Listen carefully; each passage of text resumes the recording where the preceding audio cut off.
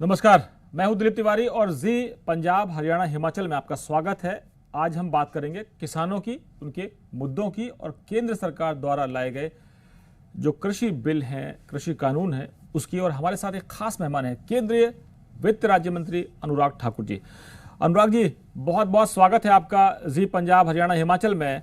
मैं आपसे ये जानना चाहता हूँ कि आपकी सरकार ने कहा कि हम किसानों की बेहतरी के लिए बिल लेकर आए, लेकिन पंजाब हो, हरियाणा हो या देश के दूसरे हिस्सों में हो, आज किसानों की तरफ से बंद का ऐलान हुआ है, कल से रेल रोको चल रहा है। आप क्या कहेंगे, किसानों को समझाने में आपकी तरफ से थोड़ी कमी रह गई या जो उनको दूसरा पक्ष ज्यादा समझाने में कामयाब हो गया? मुझे लगता है दिलीप जी, दो बातें देखने की आवश्यकता है।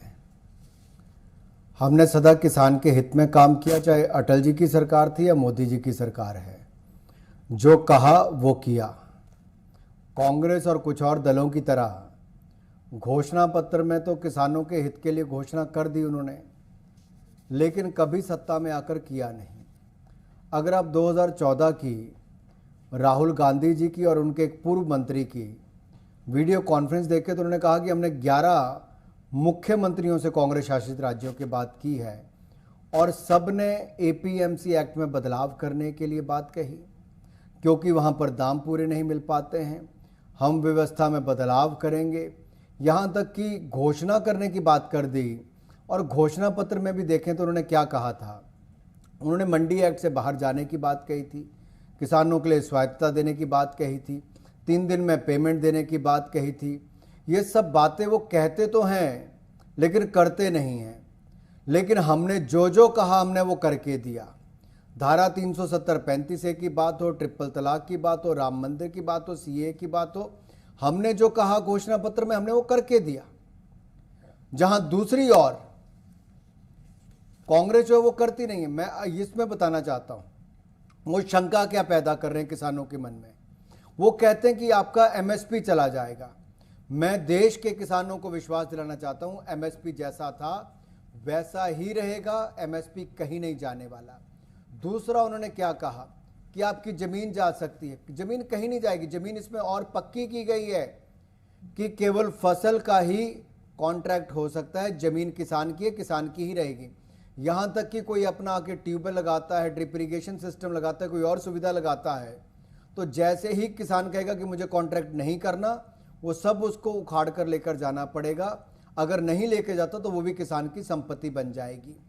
और ये भी हमने तय किया कि 3 दिन के अंदर उनको पेमेंट मिलेगी। अगर कोई पेमेंट का विवाद होगा तो लोकल जो एसडीएम है उसको 1 महीने के अंदर उस पर निर्णय देना है। ये सारे के सारे किसानों के हित के लिए हैं। दूसरा, मैं आपको एमएसपी पे एक बात बताना चाहता हूं। अगर आप कुल मिलाकर देखेंगे, और मैं कांग्रेस वालों से कहता हूं विशेष तौर पर सुन लें, कैप्टन अमरिंदर जी, राहुल गांधी जी, सोनिया गांधी, सब लोग सुने, और जो कांग्रेस के बड़े बड़े प्रवक्ता भी बनते हैं। 2014 जब कांग्रेस की सरकार थी उसकी तुलना में गेहूं और धान की खरीद, गेहूं की खरीद 73% वृद्धि हुई, 73%, और धान की 114% की वृद्धि भाजपा की सरकार में हुई, मोदी सरकार में हुई। और 2014 की तुलना में अगर आप एमएसपी की बात करेंगे तो एमएसपी जो है वो गेहूं पर 41% मोदी सरकार में बढ़ी, धान की एमएसपी 43% बढ़ी, मसूर की एमएसपी 73% बढ़ी, उड़द की एमएसपी 40% बढ़ी, और मूंग की एमएसपी 60% बढ़ी, अरहर की 40% बढ़ी, और सरसों की एमएसपी 52% बढ़ी, चने की एमएसपी 65% बढ़ी, और मूंगफली को एमएसपी 32% बढ़ी। तो आप देखिए, भाजपा की सरकार में ही एमएसपी 40% से लेके 80% तक बढ़ी है। अनुराग जी, तो ये भारतीय जनता पार्टी मोदी सरकार में बढ़ी। अनुराग और जी, यही नहीं, एक मैं बात और कहना चाहता हूं। कांग्रेस ने कहा था कि हम स्वामीनाथन कमेटी की रिपोर्ट को लागू करेंगे। कांग्रेस 10 साल सत्ता में रही, नहीं किया। मोदी जी ने पहले 5 साल में ही स्वामीनाथन कमेटी की रिपोर्ट को लागू किया। लागत प्लस 50% मोदी सरकार ने दिया, और हम प्रतिबद्ध हैं किसानों को दुगनी आय करने के लिए, मोदी सरकार करके देगी। अनुराग जी, जो चिंता है किसानों की, जो वो सवाल उठा रहे हैं कि आपने एमएसपी का बढ़ाने का भी ऐलान कर दिया, आपने कमिटमेंट किया है, लेकिन किसान संगठन और किसान कह रहे हैं कि आपने बिल का पार्ट क्यों नहीं बनाया। आपके कृषि मंत्री कहते हैं कि कभी भी ये उसका हिस्सा नहीं रहा, कानून का हिस्सा नहीं रहा, लेकिन किसानों को समझ नहीं आ रहा है कि अगर आप कमिटमेंट करते हैं, आपके प्राइम मिनिस्टर कमिटमेंट करते हैं, आप केंद्रीय वित्त राज्य मंत्री हैं, आप कमिटमेंट कर रहे हैं, देश के कृषि मंत्री कमिटमेंट कर रहे हैं, तो उनका ये कहना है कि उसमें लिखित में तो कहीं नहीं है, भरोसा कैसे कर लें। दिलीप जी, मैं एक सवाल पूछना चाहता हूं आपके माध्यम से किसान भाइयों से भी, और उनको कहना चाहता हूं कांग्रेस वालों से तो जरूर पूछें, एमएसपी क्या कभी कानून का हिस्सा रहा है? ऐसे जब एमएसपी में कोई बदलाव ही नहीं कर रहे, हम एमएसपी का दाम भी बढ़ा रहे हैं, न्यूनतम समर्थन मूल्य अगर अभी भी हमने जो घोषणाएं की उसको बढ़ाया है किसानों के हित में, मैं उसके भी अभी आपको दाम बताता हूं। एमएसपी ना कभी इस बिल का पहले कभी हिस्सा था ना आज हिस्सा है। कांग्रेस केवल किसान को गुमराह करने का काम कर रही है, लेकिन किसान को समझ लेना चाहिए अगर 70 वर्षों में उनके जीवन में कोई बड़ा बदलाव नहीं आ पाया तो कांग्रेस के कारण। क्यों? क्योंकि उनको मंडियों तक सीमित रखा गया। हमने वो नहीं किया है, हमने अवसर दिया है, मंडी भी चलती रहेगी, और मंडी में अगर आपको बेचना है मंडी में बेचिए, अगर मंडी से बाहर बेचना है तो आप वहां पे बेचिए। अब एक बड़ा सवाल यहां पर आता है, इनको डर क्यों लगता है कि मंडी में किसान नहीं जाएगा? क्योंकि मंडी पे कैप्टन अमरिंदर की सरकार, कांग्रेस की सरकार ये लेती है 8.5%, 8.5% लेती है। किसान क्यों दे रहा है? मैं आपसे पूछना चाहता हूं। अब वही किसान को अगर बाहर बेचेगा तो 8.5% नहीं देना पड़ेगा। तो कांग्रेस के सांसद जो सदन में खड़े होकर कहते थे, दिलीप जी आप पूछिए उनसे, उन्होंने सदन में कहा कि अगर मंडी में नहीं आएगा तो हमारे पंजाब की सड़कें कैसे बनेगी? अरे किसान के पैसे से गांव की सड़कें बनाओगे कि किसान को खुशहाल बनाओगे? तो आपको ये लगता है कांग्रेस के नेताओं को जवाब देना पड़ेगा। अनुराग जी, मैं एक मिनट दिलीप जी, बहुत महत्वपूर्ण है जी, जी। ये 8.5% इकट्ठा करके 3,500 करोड़ रुपया से 4,000 करोड़ रुपया पंजाब की सरकार अगर इकट्ठा करके खर्च करती है, तो मैं उनसे पूछता हूं ये किसानों का पैसा किसान की जेब में जाना चाहिए, ये कैप्टन अमरिंदर सिंह जी और सोनिया गांधी जी की जेब में क्यों जाता है? अनुराग जी, मेरा सवाल इसी से जुड़ा हुआ है। क्या यह अन्याय नहीं है किसान के साथ? मेरा सवाल इसी से जुड़ा हुआ है कि आपको ऐसा लगता है आपकी सरकार को कि कैप्टन अमरिंदर सिंह किसानों को इंस्टिगेट इसलिए कर रहे हैं कि 3,500 करोड़ यानी 8.5% जो वो जब खरीदारी होती तो उससे जो कटौती होती है वो पैसा उनका नहीं मिलेगा, इस वजह से वो ज्यादा परेशान है और किसानों को इंस्टिगेट कर रहे हैं? निश्चित तौर पर इसके सबूत सामने आए हैं। इन्हीं की सरकार में एक अधिकारी ने एक ऑर्डर तक निकाल दिया कि चुने हुए पंचायतों के प्रधान और बाकी सारे आंदोलन में जाकर बैठे। अब जहां सरकार ही आंदोलन कराने में लगी है, वहां तो उस राज्य में असंतोष तो होगा आखिरकार, क्योंकि इन्होंने वायदे जो अपने घोषणा पत्र में कांग्रेस ने किए थे, इसमें जो घोषणा पत्र में वायदे किए थे वो एक भी कांग्रेस पूरा नहीं कर पाई। इन्होंने कहा था जिन्होंने किसानों ने आत्महत्या की उनके परिवार को सरकारी नौकरी देंगे। डेटा निकाल के बताएं कांग्रेस ने कितनी नौकरियां आज तक दी। इन्होंने कहा था किसान की आय इतनी बढ़ाकर देंगे, कितनी बढ़ाई? इन्होंने जितने वायदे किए उनको पूरे नहीं कर पाए। अब लगता है अगले साल चुनाव में जाना है तो कैसे जाएंगे? तो किसानों के कंधे पर बंदूक चलाना चाहते हैं, लेकिन ये मिस फायर होगा और ये वापस कांग्रेस को इसका जवाब देना पड़ेगा। मैं आपको वीडियो दिखाता हूं, पुराना वीडियो निकाल कर देखिए। राहुल गांधी जी, अजय माकन जी बैठे और घोषणा कर रहे हैं कि हमने 11 मुख्यमंत्रियों से बात करके ये कहा है कि एमएसपी में ये बदलाव लेकर आएंगे। एमएसपी में किसान बन जाता है, उन्होंने कहा मंडी में किसान बन जाता है और मंडी एक्ट से हम उसको बाहर निकालेंगे। अरे आपने 2014 में जो बात कही, 2020 में अगर हमने किसानों के हित में कुछ किया है तो उसका विरोध क्यों करते हैं? आप दिखाइए देश को वो वीडियो। मैं आपसे अनुरोध करता हूं, जी टीवी को दिखाना चाहिए कांग्रेस का असली चेहरा, राहुल गांधी जी का असली चेहरा, सोनिया गांधी जी का असली चेहरा, कि किसानों के लिए केवल राजनीति के उसलिए इस्तेमाल करते रहे। किसान को संपन्न होना होता तो कांग्रेस ने 70 साल में से 60 साल राज किया, उस समय संपन्न हो गए होते। मोदी जी ने गुजरात में 18% कृषि विकास दर दी, मध्य प्रदेश में हमारी सरकार आई तो वहां पर 18% विकास दर आई।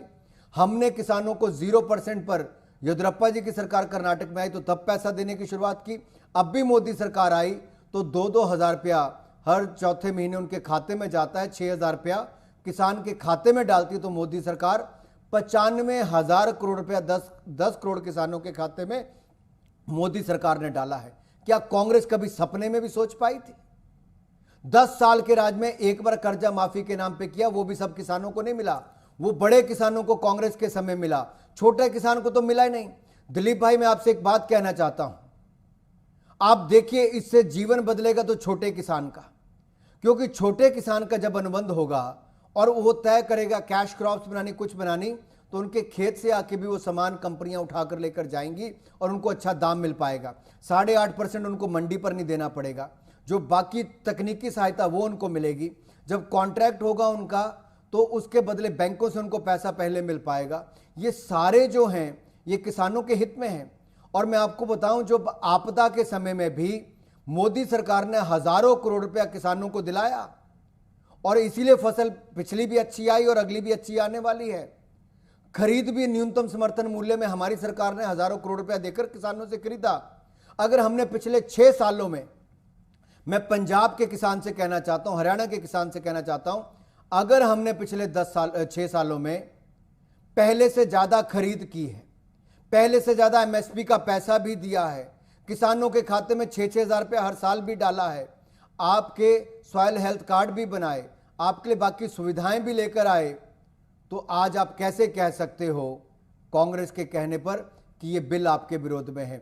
इसका एक एक कानून किसान के हित का है, कुछ भी किसान के खिलाफ नहीं। अनुराग जी, अगर और मैं अभी जो हमने जी, अगर मैं बात करूं कि चलिए कांग्रेस विरोध में आपके, और उनका ये काम भी है कि आप अगर अच्छा भी करेंगे तो वो विरोध करेंगे क्योंकि पार्टी विरोध में है, चलिए, लेकिन आपके जो सहयोगी रहे हैं अकाली दल, शिरोमणि अकाली दल, उन्होंने भी तो इस बिल पर सवाल उठा दिए और आपके सहयोगी जो मंत्री रही हैं उस शिरोमणि अकाली दल के कोटे से, Harsimrat Kaur Badal, food processing minister रही हैं, उन्होंने इस्तीफा दे दिया। संसद में कहा कि साहब हमारी सुनी नहीं गई, इसको सिलेक्ट कमेटी में भेजना चाहिए था इस बिल को। इस पर आप क्या कहेंगे? आपके सहयोगी क्यों विरोधियों के साथ खड़े हैं? अच्छा हुआ आपने ये भी सवाल पूछा। मैं इसलिए कहता हूं जो आज तक किसानों के नाम पे राजनीति करते रहे, आप देखिए ना, एक एक कदम जो मैंने आपको बताया, मोदी जी जब से आए स्वामीनाथन कमेटी को लागू भी किया, लागत प्लस 50% देने का काम किया, आपके खाद का मूल्य भी कम किया, खाद की कीमत भी कम की, 6,000 रुपये उनके खातों में भी जमा कराया, किसान की आय दुगने करने के लिए भी प्रयासरत मोदी सरकार है, और न्यूनतम समर्थन मूल्य भी 40% से 73% तक मोदी सरकार ने बढ़ाया। अगर कुछ लोग किसानों को नीचे समझाने में असफल रहे और अगले साल का विधानसभा का चुनाव को देखकर कोई जाता है तो मुझे उस पर कोई टिप्पणी नहीं करनी। हम किसानों के बीच में भी जा रहे हैं, हम जनता के बीच में भी जाएंगे और बताएंगे अन्नदाता के लिए नरेंद्र मोदी जी सदा खड़े थे, और अन्नदाता को ऊर्जादाता बनाने के लिए भी हम लोग स्कीम लेकर आए, सोलर पंप्स तक, सोलर प्लांट लगाने तक हम लोग लेकर आए, और आगे भी किसानों के हितों की रक्षा कोई करेगा और किसानों की आय को दुगना करने का काम करेगा तो नरेंद्र मोदी जी की सरकार करेगी। अनुराग जी, लेकिन हमने जब संसद में देखा, अनुराग जी, संसद में हमने देखा कि इस बिल का विरोध करने वालों ने सदन की मर्यादा को तार-तार किया। राज्यसभा में हमने देखा कैसे बिल की कॉपी फाड़ी गई, ये भी आरोप लगे कि रूल बुक तक फाड़ दी गई, टेबल जो उपसभापति जी के सामने से जो माइक था वो तक तोड़ डाला गया, मार्शल्स का इस्तेमाल करना पड़ा, धरने गांधी जी की प्रतिमा के सामने हुए, उपसभापति चाय लेकर गए विरोध करने वालों के लिए। तो संसद में भी जब ये सवाल आया, ये जब बवाल मचा, तो ऐसा लगा कि किसानों के सवाल पर भी इतनी गुत्थम गुत्था क्यों है? देखिए, जो गांधी जी के मूल्यों में विश्वास रखता है, उन्होंने, हरवंश जी ने, जो हमारे डिप्टी चेयरमैन है राज्यसभा के, उन्होंने सदन में भी सबसे कहा कि अपनी सीट पर जाइए, जो आप कहते हैं वो करेंगे। लेकिन इनके पास ना नंबर थे, कांग्रेस के पास ना विपक्ष के पास। लोकसभा में ये हार चुके थे, राज्यसभा में हार दिख रही थी, तो बचा कुछ नहीं था, माइक तोड़ना, रूल बुक फाड़ना, स्पीकर का माइक खींच लेना। ये सब अपने आप में दिखाता है कि हताश और निराश विपक्ष को जब ये लगा कि हर वर्ग के लिए मोदी जी इतना कर रहे हैं तो उसका उत्तर क्या हो, तो हंगामा इन्होंने किया। और हंगामा करने के बाद गांधी जी की प्रतिमा के सामने बैठे वही गांधी जी जो अहिंसा में विश्वास करते थे, अहिंसा के सामने हिंसा करने वाले बैठे थे। तो आप देखिए वहां पर भी जब हरवंशी गए तो आपके डिप्टी चेयरमैन हैं, उनसे नमस्ते करने तक पीठ दिखाकर चाय ना पीना, जो व्यक्ति अपने घर से चाय स्वयं बनाकर वहां तक गया, एक उच्च मूल्यों का उदाहरण उन्होंने पेश किया। यह अपने आप में दिखाता है कि कटुता किस स्तर तक विपक्ष में भरी हुई थी, केवल वो राजनीति करना चाहते थे। दूसरा मैं आपसे बात करना चाहता हूं, क्योंकि किसी एक भी बात पर दिलीप जी आप उनसे सवाल तो पूछिए। अगर हमने एमएसपी बढ़ाई तो क्या उसका उनके पास जवाब है? क्या हमने खरीद पहले से ज्यादा 114% खरीद ज्यादा की, क्या उसका जवाब उनके पास है? क्या हमने किसानों के खातों में सीधा पैसा जमा कराया जो आज तक कभी नहीं हुआ था, क्या उसका जवाब उनके पास है? हमने किसानों की जमीन बनाने के लिए, बचाने के लिए नया कानून बना दिया कि कोई उनकी जमीन नहीं खरीद सकता, क्या उन्होंने किया था? हमने तो किसान के हित में सब कुछ कर दिया। ये गुमराह जो कर रहे हैं इनको बैकफायर करेगा, मैं आज आपको कह रहा हूं, क्योंकि आहिस्ता आहिस्ता किसानों में भी ये बात पहुंच रही कि इसमें तो हमारे खिलाफ है ही कुछ नहीं। और ये जो नई घोषणाएं हमने की, जो मैं आपको बताने वाला हूं, गेहूं का मूल्य जो 1925 था न्यूनतम समर्थन मूल्य, वो 1975 हो गया, 100 इसमें 50 रुपए की वृद्धि हुई।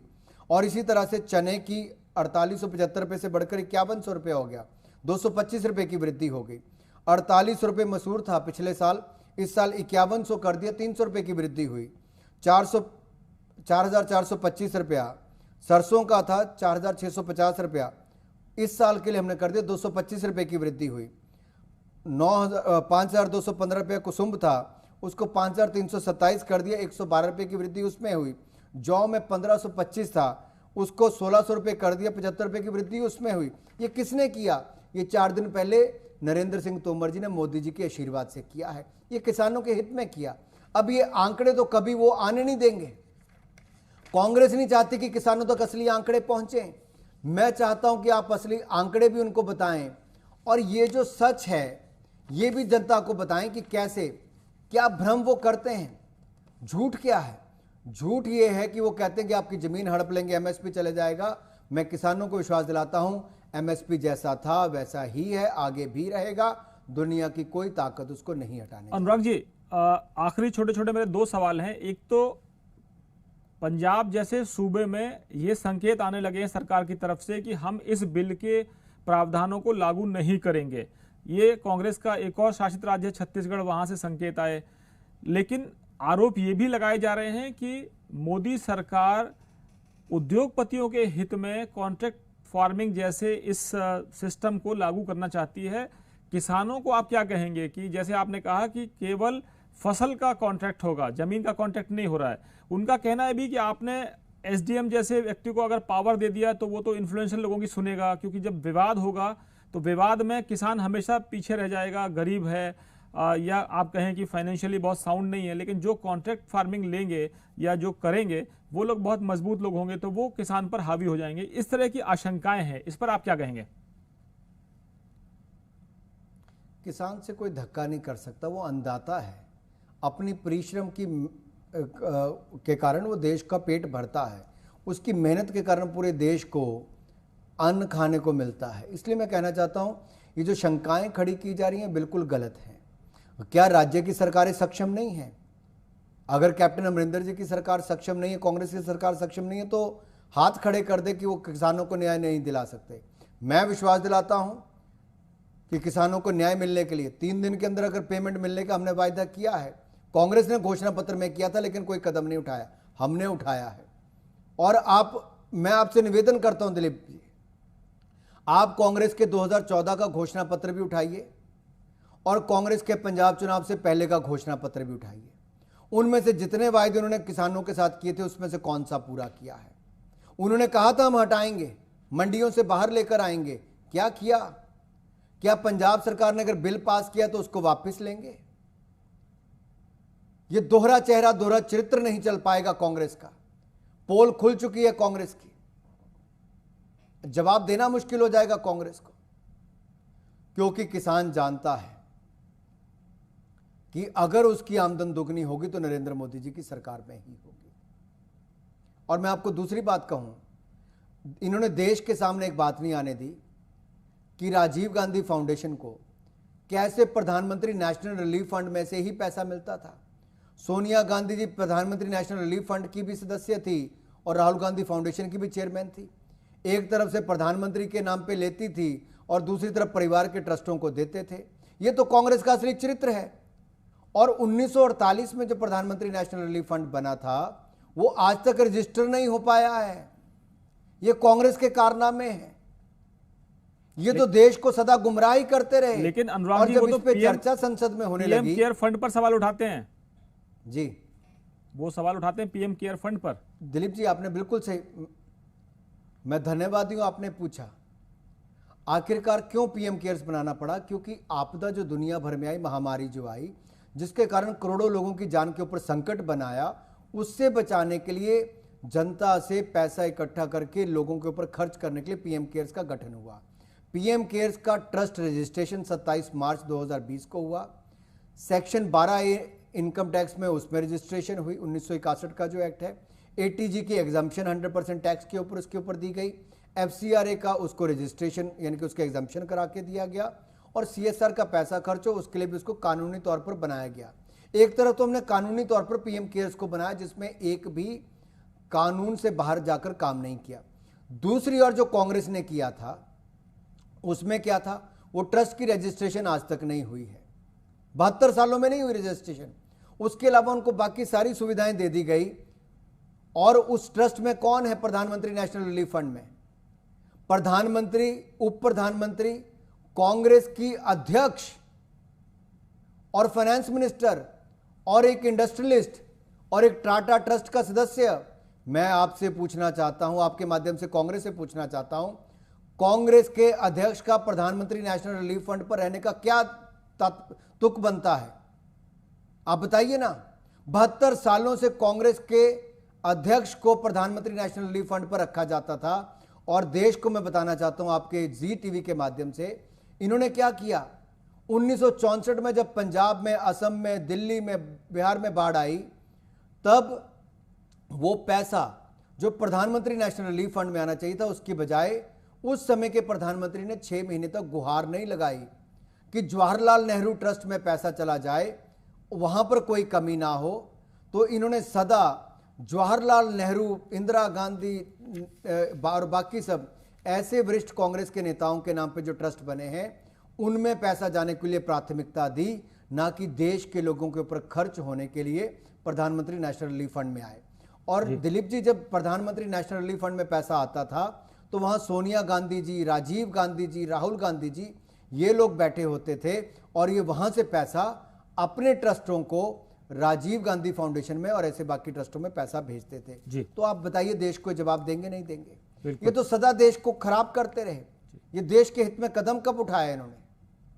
अनुराग जी, बहुत बहुत शुक्रिया जी पंजाब, हरियाणा, हिमाचल से बात करने के लिए। और हम उम्मीद करते हैं कि किसानों के हित में जो सरकार फैसले कर रही है, किसान उन मुद्दों पर जो है वो आपकी बात को समझेंगे और आप वो सवालों का जवाब जरूर देंगे जो किसान उठा रहे हैं। विरोधी आपके तो खैर आप पर आरोप लगाएंगे ही, लेकिन हम उम्मीद करते हैं कि इस देश में जय जवान तो होता ही है, जय किसान भी जरूर होना चाहिए। वक्त आ गया है क्योंकि 72 सालों के लंबे सफर के बाद जय किसान अगर नहीं होगा तो देश आगे नहीं बढ़ेगा। बहुत बहुत शुक्रिया अनुराग ठाकुर जी, केंद्रीय वित्त राज्य मंत्री, धन्यवाद भारत दिलीप जी। सरकार। क्या मैं एक बात कह सकता हूं? जी जी जी दिलीप जी, मुझे सिर्फ आपके चैनल के माध्यम से किसानों को इतना कहना है, एमएसपी न्यूनतम समर्थन मूल्य जैसा था वैसे ही वो व्यवस्था बनी रहेगी।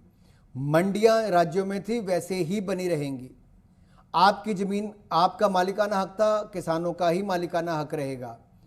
केवल एक बदलाव किया गया है कि मंडी के अलावा किसान देश के किसी भी स्थान पर किसी भी व्यक्ति को किसी भी दाम पर अपना सामान बेच सकता है। तो क्या ये किसानों के साथ न्याय मोदी सरकार ने किया है? क्या किसान को और स्वायत्तता दी है? अगर किसान को हमने स्वायत्तता दी, एक खूंटे के साथ नहीं बांध कर रखा और उसको खुला माल बेचने के लिए कहा है, तो किसानों की आय बढ़ेगी। इसमें कांग्रेस विरोध क्यों करती है? और दूसरा, मंडियों में जो पैसा इकट्ठा होता है, क्या कांग्रेस को लगता है कि उनकी सरकारों के पास 3,500 करोड़ रुपया कम आना शुरू हो जाएगा और वो 3,500-4,000 करोड़ रुपया किसान की जेब में जाएगा?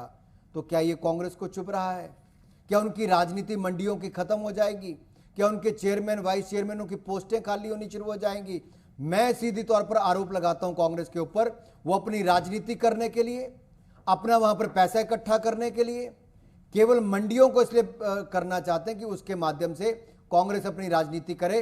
कांग्रेस राजनीति करना चाहती है, हम किसानों की जेब में पैसा डालना चाहते हैं। हमने सीधा भी डाला है और अब एक व्यवस्था खड़ी की है कि मंडी के अलावा किसान कहीं पर भी माल बेचे और उसको अच्छा दाम मिले। अगर बड़े किसान को मिलता है तो छोटों किसानों को देने का काम भी मोदी सरकार ने करना शुरू कर दिया है। और कैप्टन अमरिंदर जी को मैं याद कराना चाहता हूं, सोनिया गांधी जी को याद करवाना चाहता हूं, अगर पेप्सी जैसी कंपनियों को आप पंजाब में लाए तो आपने बड़े किसानों से उनका अनुबंध कराया, छोटों से नहीं करवाया। उससे पेप्सी को और बड़े किसान को लाभ मिला जी। ऐसे कई और कंपनियां आई। आपने केवल बड़े बड़े लोगों के हित में कांग्रेस ने काम किया, हम छोटे किसानों के हित के लिए काम करने आ रहे हैं। यही अंतर है, इसलिए कांग्रेस को पीड़ा हो रही है। बहुत धन्यवाद अनुराग जी, हमसे बातचीत करने के लिए बहुत शुक्रिया। आपका आभार।